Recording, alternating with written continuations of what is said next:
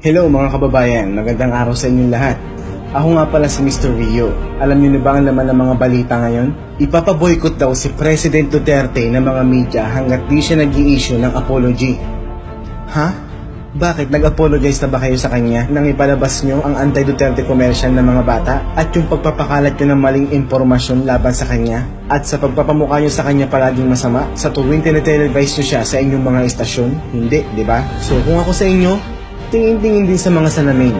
Marami naman sigurong salamin dyan sa mga istasyon nyo, di ba? Tapos nung sinagot niya yung mga tanong nyo, magagalit kayo. At aminin nyo man o hindi, may mga bayaran talagang journalists. Accept that. At tungkol naman dun kay Madam Maris Umali ng GMA7 na biniro lang ng konti ni Idol na bastos na, sexual harassment na, wow. Ngayon ko napagtanto na para pala kayong mga nana o pigsa na masagi lang ng konti nganawa. Yung bang tipo na pinitik ka lang tapos bigla kang iiyak na parang bata. Ganun kayo ka-exaggerated. Para lang talaga masira si Idol sa mga tao, gagawin nyo lahat no? Ang bagsik ko talaga mga media kayo. At tuwing kailan ba nagkakaroon ng exposure si President Duterte sa media? Di ba pag negative issue lang ang topic tungkol sa kanya? Pagkatapos ngayon tatakutin nyo na iboboycott nyo siya? Baka ho nakakalimutan nyo na kami ang media ni President Duterte at hindi kayo. Dahil real talk, na manipula nyo ang aming mga kaisipan sa loob ng 3 dekada para paniwalain kaming lahat sa mga kasinungalingan at mga kabalbalan na mga binabalita nyo para magmukhang mabuti ang mga tao nagbabayad sa inyo. Kaya dapat talagang magkaroon ng media control sa Pilipinas. Dahil ang daming napapaniwala ng mga media na to.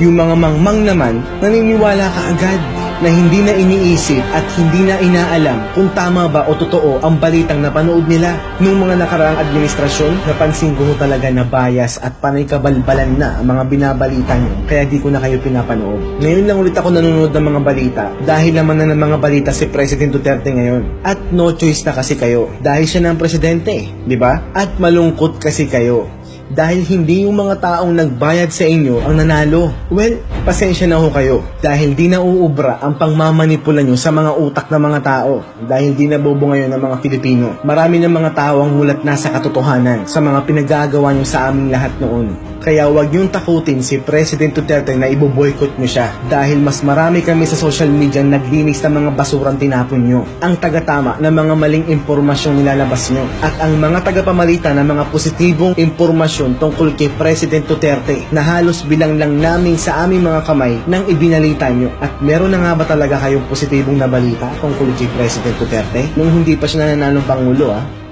Parang wala pa nga yata Di ba? Kaya anong sabi nyo? Iboboycott nyo si President Duterte? Kayo dapat ang iboycott namin. Yung mga media na nang uto sa atin para gawin tayong mga ignorante. Dahil ang media ay parang lason sa mga utak lalo pag uto-uto at mga mangmang ang mga nakapanood. Nako, isang sabi lang ng mga yan. Isa lang ang sagot ng mga mangmang at ignorante dyan. Para silang mga baka na ang sagot nila palagi ay, oo nga, oo nga, oo nga. Ganun sila. Kaya mga kababayan, huwag na po tayo manood sa mga binabalita nila sa mga telebisyon dahil hindi ho tayo sigurado kung totoo ba o hindi. Sa mga social media na lang po kayo manood ng balita. Dahil pag sa social media ka nanood ng balita, meron pa hong posibilidad na may katotohanan. E di para masolusyonan ang problema na to kung iboboycott nila kayo idol, gumawa na lang kayo ng bagong news program. Di ba? Yung tipo na ang mga balita ay may katotohanan, merong integridad at walang kinikilingang pagbabalita. Pagkatapos, ang focus ng news program na yon ay maging update ng totoong nangyayari sa gobyerno. Dahil may tiwala ako na ang Duterte administration ay walang itatago sa bayan. Saka anong ginagawa ng mga personalidad na to? For example, si Boss Even De Mata, si Madam Maharlika, si Boss Arnel Ignacio, si Kuya sa Father and Son Duo, si Kong TV, Tulfo Brothers, at marami pang iba. O diba? Solved na ang problema. Tapos wag nang panoorin yung mga bias na news program na yon. Yung bagong news program na lang nabubuin yung idol. O diba? Tapos na ang problema. E di pag nagpa-press conference si idol, di ko konti na lang ang tao, diba? At congratulations nga po pala sa inyong idol dahil malapit nang mabuo ang inyong gabinete. At di ba ho wala pa po kayo na-appoint sa Department of Health? Well, may suggestion po kami sa inyo. Si Dr. Willie Ong, sir. He is the best for the position. Makatao, makabayan at matulungin sa kapwa. Kaya naman deserve niya po ang posisyon na yan. At kung naghahanap ka po ng berdugo, si Sir Ben Tulfo, sir, the best yan. At kung nangangailangan ka naman po ng BNL Secretary, vendor ng lugaw, Si Madam Lenny ho, the best yan. Malaking tulong ho ang lugaw sa atin. Dahil within 3 to 6 months, kikita ka ng milyones na halaga dyan. Malaking tulong ho yun sa ekonomiya natin, di ba? Sana po makarating po sa inyo ang suggestion na to. So yun lang po, napadaan lang. Sobrang busy lang talaga. So, ako po si Mr. Rio.